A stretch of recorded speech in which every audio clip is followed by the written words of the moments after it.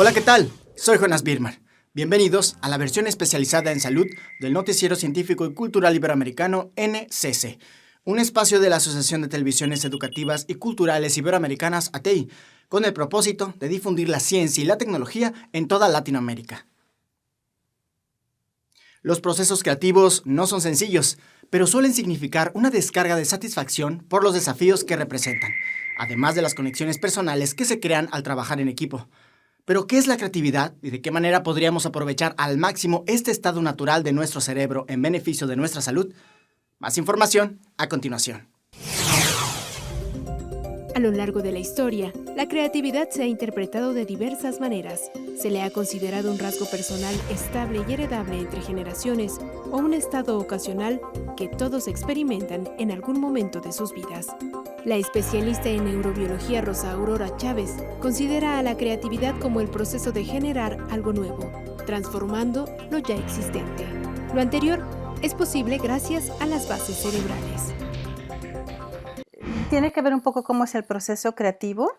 La primera es la de asociación de ideas, que es este proceso donde se conectan unas ideas con otras, aunque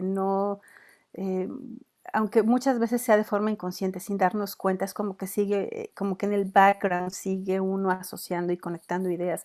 Muchas veces ideas opuestas, cosas que no estaban antes relacionadas.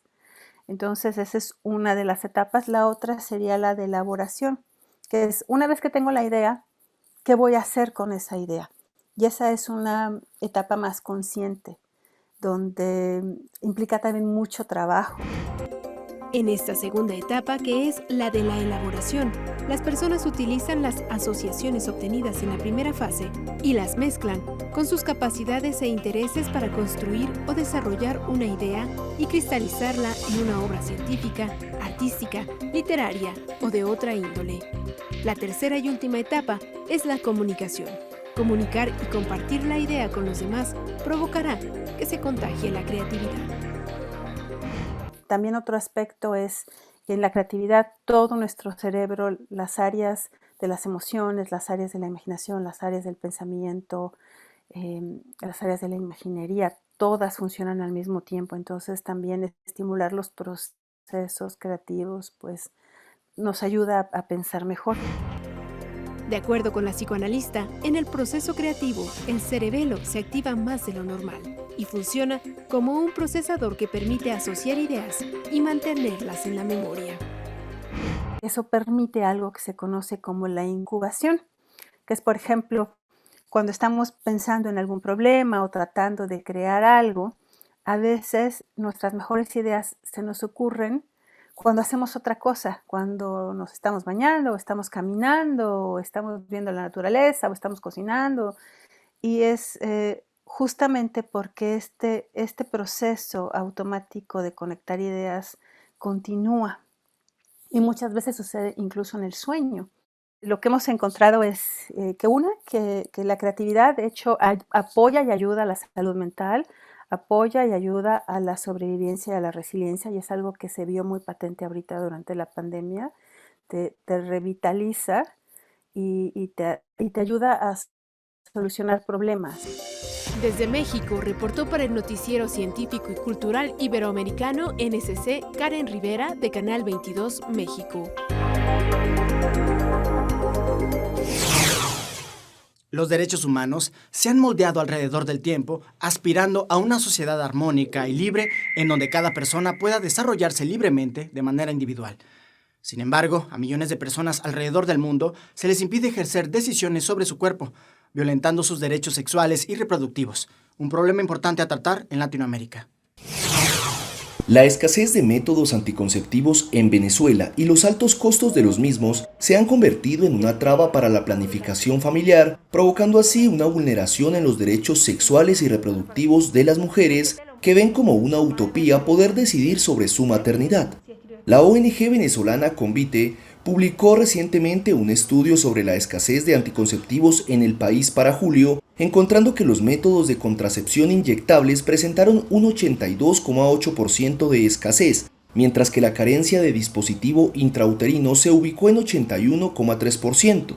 la de píldoras en un 39,4% y en un 15% la de condones. A pesar de estos datos, la coordinadora de la Asociación Venezolana para una Educación Sexual Alternativa, AVESA, Magdimar León, explicó que el abastecimiento de métodos anticonceptivos en el país caribeño ha mejorado en comparación con 2018, pero los altos costos lo hacen inaccesibles para la mayoría. Si bien en general la población venezolana, los ingresos han mermado, las más pobres son las que tienen mayores limitaciones, ¿ok? Las que están en zonas rurales, las que están en zonas más alejadas, las que no tienen acceso a los dólares, porque ya sabemos que hay como una Venezuela que tiene acceso a dólares, una Venezuela que no tiene acceso a dólares. León, psicóloga clínica con una maestría en estudios de la mujer, dijo que la dotación por parte de los organismos del Estado desde el Plan de Respuesta Humanitaria también experimentó una mejora, pero que sigue siendo insuficiente para satisfacer las necesidades reales. En un estudio que hicimos en AVESA encontramos que este índice de necesidades insatisfechas de anticoncepción en las venezolanas es bastante alto comparado con el promedio regional. Según el estudio publicado en abril, La salud de las mujeres en Venezuela, crisis del sistema sanitario y COVID-19, donde consultaron a 203 mujeres de comunidades de 5 ciudades de Venezuela, el 1,9% reconoció haberse practicado un aborto inducido alguna vez. Asimismo, en el estudio también detectaron que 7 de cada 10 mujeres consultadas no utilizan actualmente métodos anticonceptivos y de prevención de infecciones de transmisión sexual, y 9 de cada 10 de entre 15 y 59 años no han podido planificar sus embarazos. La diabetes es una enfermedad silenciosa que puede acortar de 6 a 8 años la vida de una persona. Más del 50% de los pacientes no saben que viven con diabetes hasta que la condición ha generado daños importantes a nivel cerebral, cardiovascular y renal. La buena noticia es que en sus primeros niveles esta enfermedad es prevenible, llevando hábitos de vida saludables. En México, 1 de cada 10 personas padece diabetes mellitus y la mayoría no lo sabe. Algo más alarmante es que el 70% de los diagnosticados no sigue su tratamiento. La diabetes es una enfermedad que consiste en la acumulación de glucosa en la sangre por la falta de una sustancia llamada insulina.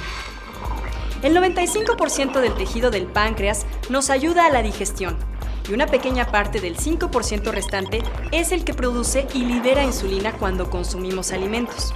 La función de la insulina es limpiar la sangre de glucosa, llevándola a las células de los músculos y la grasa. Cuando la glucosa se acumula en la sangre, daña los vasos sanguíneos, los órganos y las partes del cuerpo que se irrigan, principalmente los ojos, riñones y pies. Hay varios tipos de diabetes. En la tipo 1, nuestro sistema inmunológico percibe a las células productoras de insulina como una amenaza y las destruye. En la diabetes tipo 2, las células productoras de insulina dejan de funcionar debido a diversos factores como la herencia, una alimentación inadecuada y la falta de actividad física. Es más común entre personas mayores de 40 años y cuando aparecen los síntomas, el 40% de las células productoras de insulina han dejado de funcionar. En el Instituto de Fisiología Celular de la UNAM se estudian las células productoras de insulina para conocer su funcionamiento y mecanismo, y los resultados han revelado que una alimentación equilibrada y actividad física nos ayudan a prevenir y controlar la diabetes. Aunque nuestros científicos trabajan para enfrentar esta enfermedad, tú también debes ayudar. ¡Cuídate!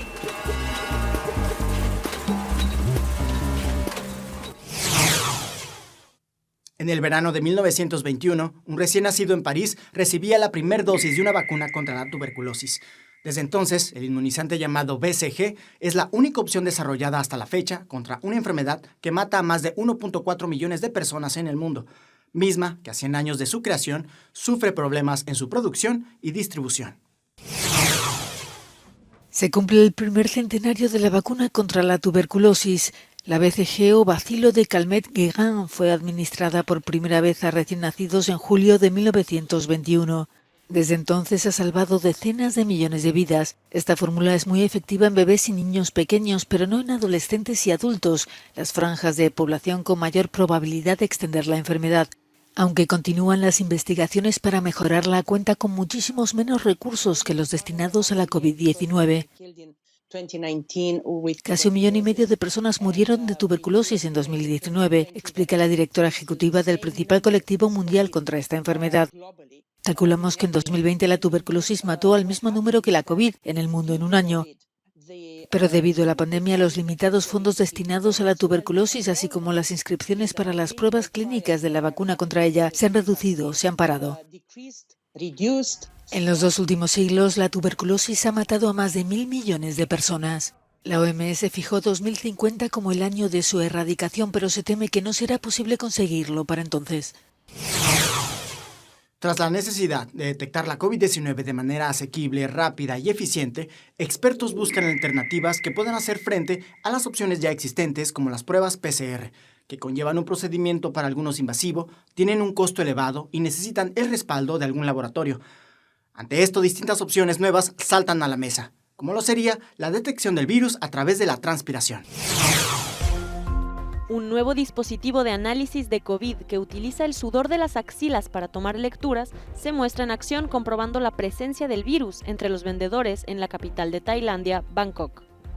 La prueba aún está en fase de desarrollo, pero sus creadores esperan que se convierta en una alternativa accesible a las pruebas de hisopo más caras que requieren un proceso de laboratorio. A inicios de la pandemia, Vietnam logró contener la propagación de la COVID-19 con una rapidez y efectividad sorprendentes, pese a compartir frontera con el país donde se originó el virus. El número de infectados y muertes resultaron muy bajos en comparación a otros países. Al día de hoy, el panorama es muy distinto a lo que el país pudo hacer en un inicio, y los ciudadanos han tenido que enfrentar niveles de confinamiento y restricciones nunca antes vistos. La ciudad de Hanoi decidió impedir el movimiento de los habitantes para detener la propagación del coronavirus. Para ello, la capital luce llena de barreras metálicas o de bambú, alambres de púas o cajas apiladas en las calles. Con ello se crea una división por sectores entre los cuales es difícil circular. El objetivo es aislar una zona tan pronto como se detecta un caso de COVID-19 y proteger los barrios libres de la pandemia. Es algo nunca visto, ni siquiera entre 1945 y 1975, durante las oscuras horas de las guerras contra Francia y Estados Unidos. Los 8 millones de habitantes han recibido la orden de confinarse desde finales de julio, pero para muchos, las barricadas improvisadas generan la sensación de estar en un centro de detención.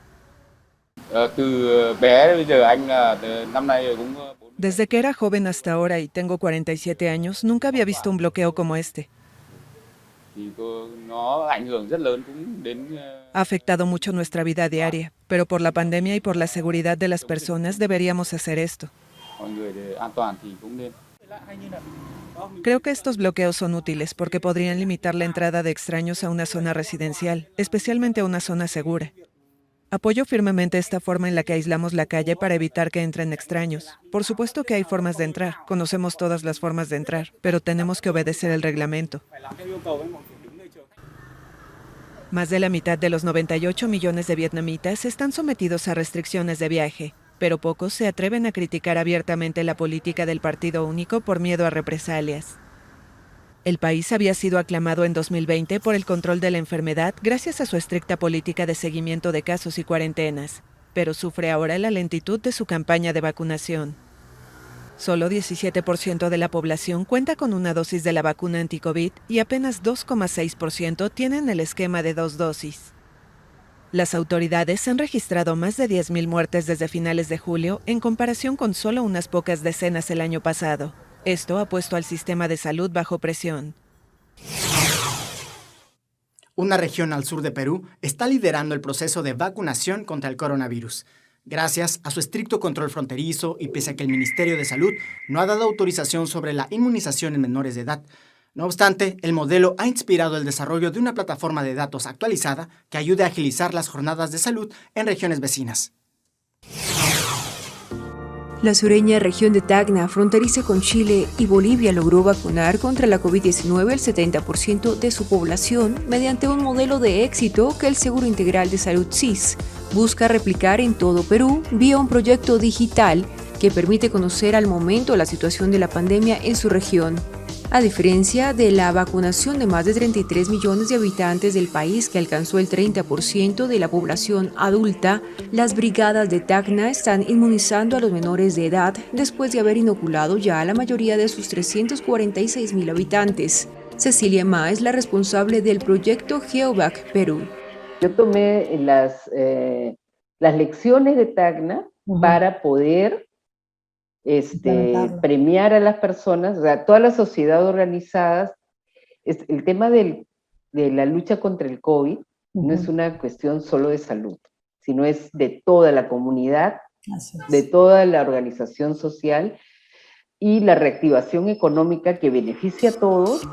El proyecto ganador del último Datathon, organizado por el Consejo Nacional de Ciencia, Tecnología e Innovación y el Ministerio de Salud, es GeoVac Perú, una página web y próximamente aplicativo que muestra cuántas personas se han vacunado con 1 o 2 dosis por región geográfica, los índices de mortalidad y dónde están los locales de vacunación más cercanos.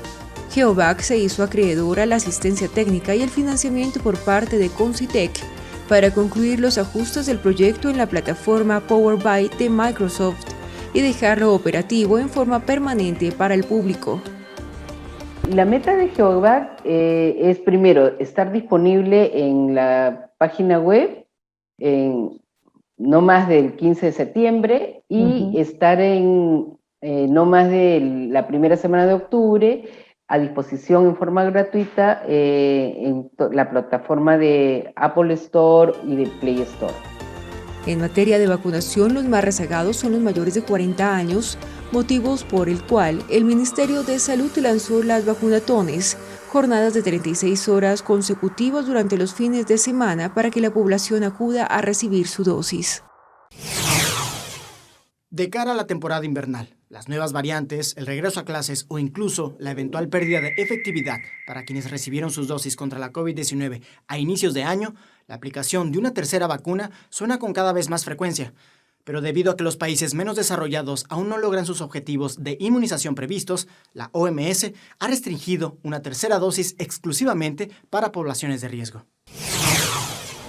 La OMS apuesta también por la tercera dosis, aunque no para todos. La Organización Mundial de la Salud recomendó este lunes la tercera inyección de la vacuna contra el COVID para los pacientes de grupos de riesgo.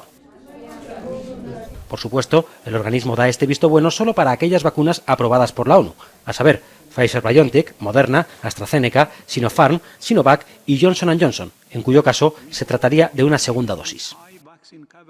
La OMS también quiso insistir en la necesidad de que los distintos países tengan vacunadas al menos al 70% de sus respectivas poblaciones para el segundo semestre del año que viene. En Alemania, y como ya estaba anunciado, las pruebas rápidas de coronavirus dejaron este lunes de ser gratuitas, aunque sí seguirán siéndolo para aquellas personas que no pueden ser vacunadas, como los niños. En las calles del país, división de opiniones.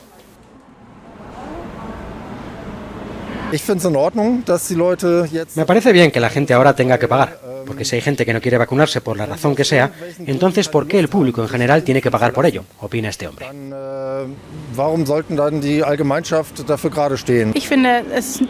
Creo que es mejor que sean gratuitas, dice por su parte esta mujer. Así cada uno puede decidir por sí mismo. En Portugal, la Dirección General de Salud planea combinar la administración de la tercera dosis con la vacunación de la gripe, con el objetivo de simplificar ambos procesos y siempre tras el visto bueno de la OMS. La depresión es una enfermedad frecuente que, según datos de la Organización Mundial de la Salud, afecta a más de 280 millones de personas a escala global. Un problema serio de salud que altera negativamente las actividades personales en todos los ámbitos de quienes la padecen, y que para algunos la pandemia por coronavirus logró intensificar.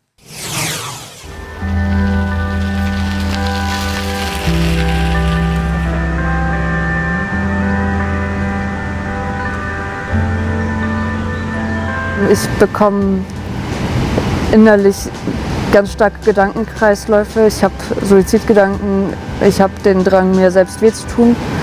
Ich habe dazu auch eine sehr lange Geschichte hinter mir. Ich bin sehr antriebs- und motivationslos. Selbst wenn ich auf irgendwas Lust hätte, dann würde ich mich nicht dazu aufraffen, das auch durchzuziehen.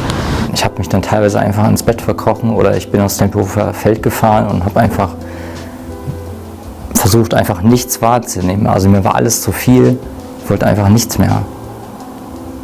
Also die absolute Leere ist das, in die man so hineingezogen wird. Und es fühlt sich halt nicht schön an.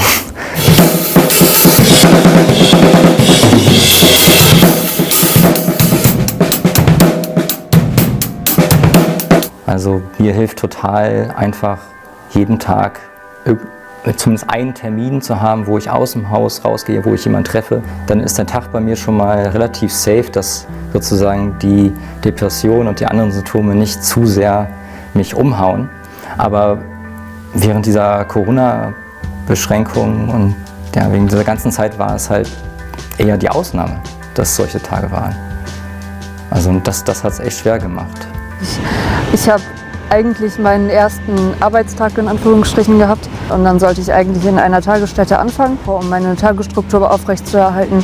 An dem Tag, an dem dann der Lockdown begann, ist das natürlich auch abgesagt worden und das wäre eigentlich mein erster Tag gewesen.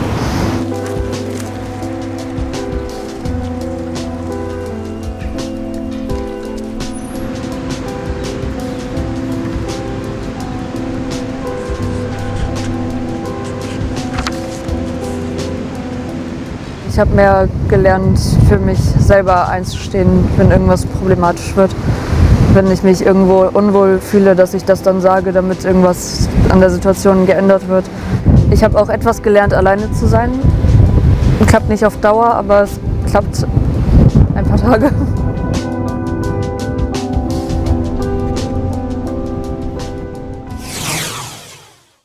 Gracias por acompañarnos en este viaje informativo en el Noticiero Científico y Cultural Iberoamericano NCC, especializado en ciencias médicas y tecnología de la salud. No se pierdan las emisiones especiales de Ciencia, Tecnología y Cultura con Iván Carrillo y Ana Cristina Olvera. Gracias a los socios de ATEI que a través de sus plataformas hacen posible esta transmisión. También gracias a las agencias informativas AFP, EFE, Notimex, Xinhua, Euronews y Deutsche Welle. Visite nuestra página noticiasncc.com. Utilice nuestra aplicación móvil y síganos en nuestras redes sociales. Nos encuentran como NCC Iberoamérica.